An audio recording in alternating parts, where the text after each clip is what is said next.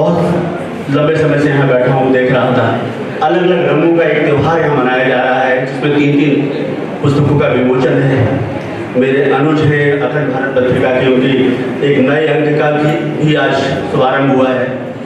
और सबसे बड़ी बात, मेरे प्रिय मित्र पवन अरोड़ा जी का जन्मदिन है, उनको मैं इस मन से बहुत बहुत शुभकामनाएं देता हूँ। उनके जन्मदिन की बहुत बहुत शुभकामनाएं आपको। मित्रों, 3 पुस्तकें अभी आई हैं। मैं बार बार कहता हूँ, बहुत लंबी बात नहीं करूँगा, कविताओं की बात हो रही है। अभी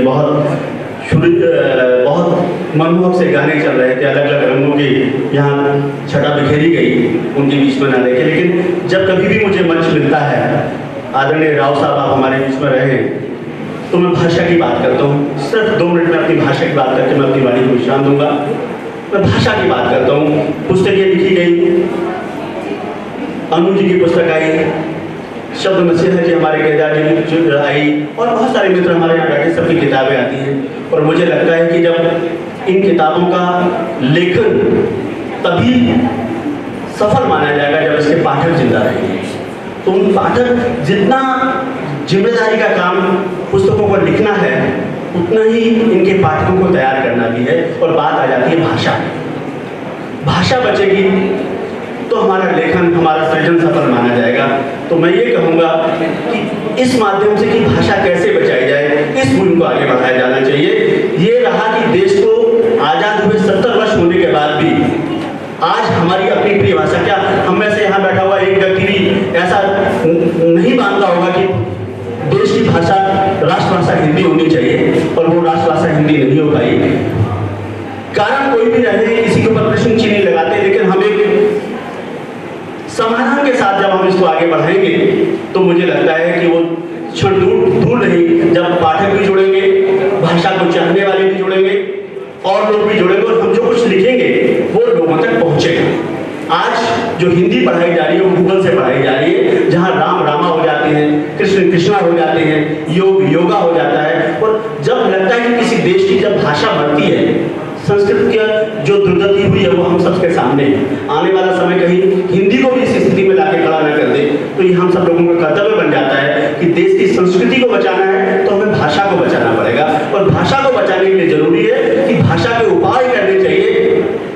मात्र अभियान, आंदोलन की बात नहीं, हम समाधान के साथ इसको लाएं। और हम चाहें कि पुस्तकों का अनुवाद हो।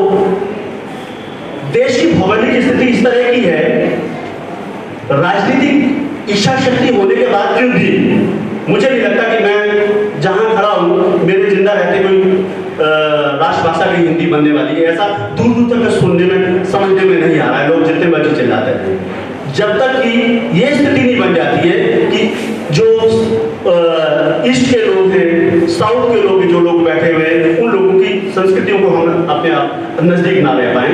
हमें इस तरह की मुहिम चलानी होगी कि देश के हर कोने के जो साहित्य प्रेमी हैं, हिंदी का अनुवाद उन साहित्य के बीच में होना चाहिए, उनका अनुवाद हिंदी में आए। जब हम सांस्कृतिक रूप से जब एक दूसरे से जुड़ेंगे, भाषाई रूप से एक दूसरे से जुड़ेंगे, तो कहीं ना कहीं हम हिंदी की तरफ स्वीकार्यता को दूसरे पूरे राष्ट्र में फैला पाएंगे और हिंदी का विरोध बंद हो जाएगा।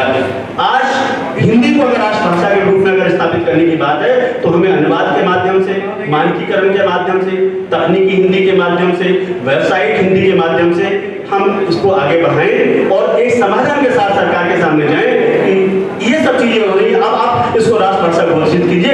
पूरे देश के अंदर, पूरे भारतवर्ष के अंदर इसका विरोध करने वाला कोई नहीं है। वो दिन दूर नहीं जब हमारी प्रिय हिंदी राष्ट्रभाषा बनेगी। हम जो कुछ लिखेंगे, जो पुस्तकें यहाँ छप के आई हैं, वो किसी सेल्स में नहीं जाएंगी, किसी अलमारी में बंद नहीं हो जाएंगी, वो किसी के लेन देन के काम में नहीं आएंगी, वो किसी को देने के काम में नहीं आएंगी। वो कहीं ना कहीं पुस्तक मेले में बिकेंगी, किताबें में लोग पढ़ेंगे, उनको पढ़ेंगे और उनका स्वागत करेंगे। अभी क्या होता है, जो पुस्तकें छपती, मैं 200 किताबें छापी, मैं 200 मित्रों को बांटता फिरता हूँ। जिस दिन ये स्थिति बंद हो जाएगी, उस दिन भाषा की स्थिति अपने आप ही सुधर जाएगी।